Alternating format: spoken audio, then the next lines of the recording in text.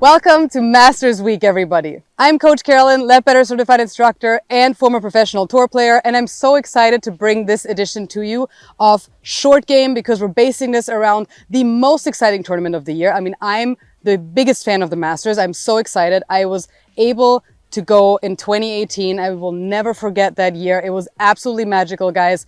I'm not here to brag, but if anybody ever has a chance to go, do it. It is worth every penny. It is an incredible event. So I hope you guys have the chance to do this in your lifetime. I'm so honored that I have been able to go and that I had the chance. And I may have cried a little bit when I walked out there because it was so beautiful, but that's besides the point. I'm even wearing my bracelet that I got there. Look at, check it out. It's so pretty. Ignore the Apple Watch. Got my little Masters flowers ready to go. So I'm in the spirit, guys. Clearly, I'm feeling it.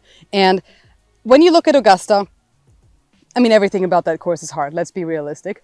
But what is obviously the biggest challenge is around the greens and is good short game because nobody will ever get near winning the Masters without really good short game. So that's why we're here. I'm going to show you my chipping system that you can observe the pros. You can watch the pros do this and make sure that you keep an eye on your favorite players this weekend to make sure to see what they do and how they chip because you will recognize some of this in their game. So make sure you keep an eye out. Let me know in the comments below who's your favorite player and what you saw in parallel to what I'm showing you today with your favorite player to this Masters and this weekend. All right, so what I'm here to show you is my bulletproof chipping system. It is a way to really simplify chipping and to have so many different shots out of really one club.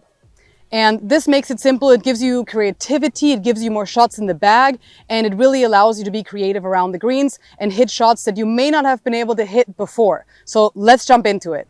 Also, if this is the first time on my channel, please subscribe, like, leave me a comment below. I love having you here and I'm bringing new content to you guys on a weekly basis. So if you do subscribe, you get a little notification when new content is up and you can take that content straight into your game and become the best golfer you'll ever be.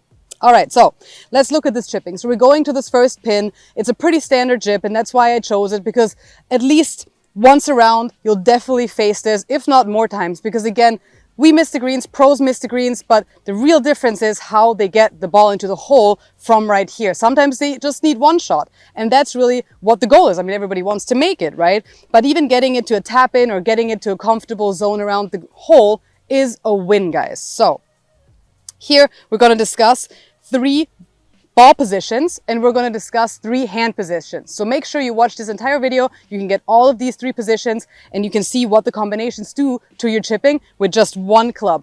Right now I'm choosing a 56 degree because it's very versatile. It's a club that will be fine around the greens from pretty much wherever. And a 60 degree will be a little bit too high, so we're going with the 56. So first is the ball positions. There's 3 ball positions. You have back, like this. You have middle, like this. You have forward like this.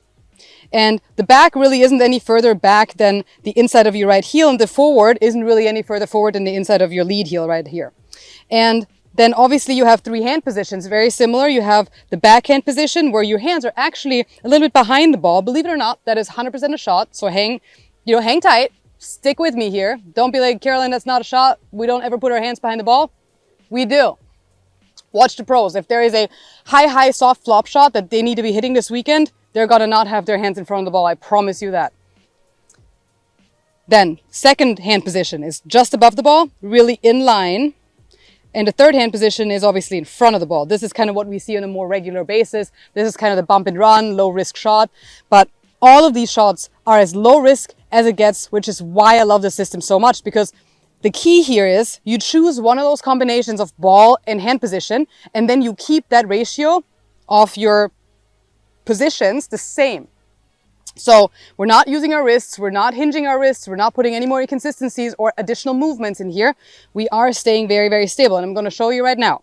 So we're going to go through the standard versions here. So ball back, hands forward. Ball is at my trail heel, and my hands are a little bit forward. Weight is a little bit more on my front, but really pretty even. You can call it pretty even. And as you can see, that's a very standard chip that is almost about to go in. So this really is the standard, very simple, pretty simple and easy for everybody to do. Now we're moving into the middle ball position and middle hand position. And on this middle position, we're gonna have to take a little bit of a bigger swing because we actually have a more lofted club. Because if you have your hands forward and your ball back, you have less loft. And as we're moving our hands back and our ball forward, we're gonna get more loft, which means it's gonna come off higher and it's gonna have less run. So again, middle, little bit bigger swing. And you can see that came out a lot higher. So a lot higher, a lot softer, it rolled a lot less. So you can see where I'm going with this, right?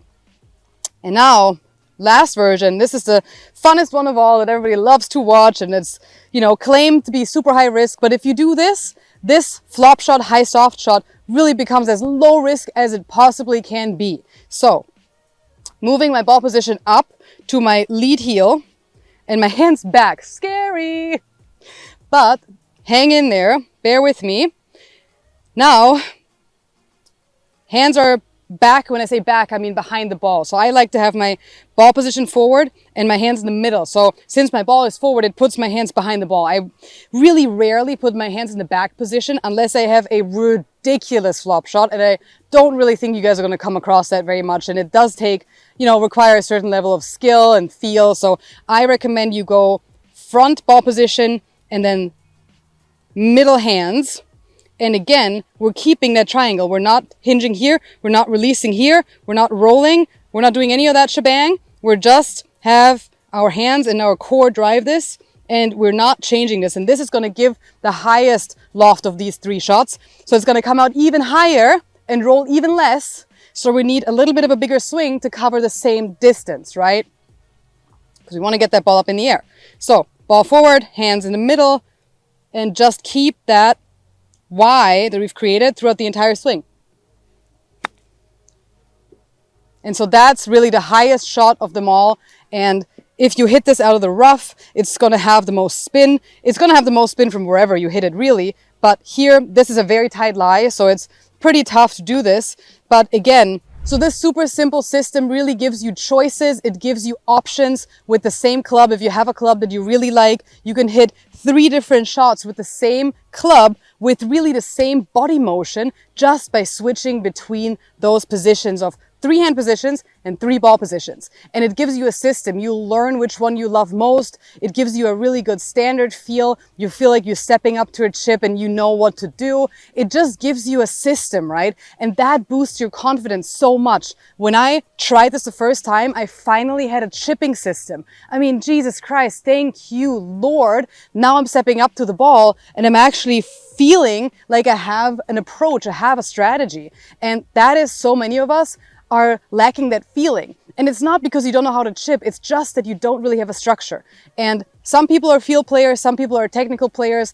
I'm a technical player, so I really like having things to hold on to, systems to go by, because the higher the pressure, the higher the stakes, the higher your nervousness will be and the harder it is to rely on feel. So even if you're a field player, if you're really under pressure, unless you're a very, very good player, it's going to be very hard for you to rely on your feel because your grip pressure gets harder, you get more tense, your mind gets busier. So the better routines and systems you can have in place for yourself, the more consistently you're going to score. So I hope you enjoyed this. Make sure you leave me a comment below and you let me know which one of these positions you love the most. And I cannot wait to see you next time and hear about how much you love this chipping system.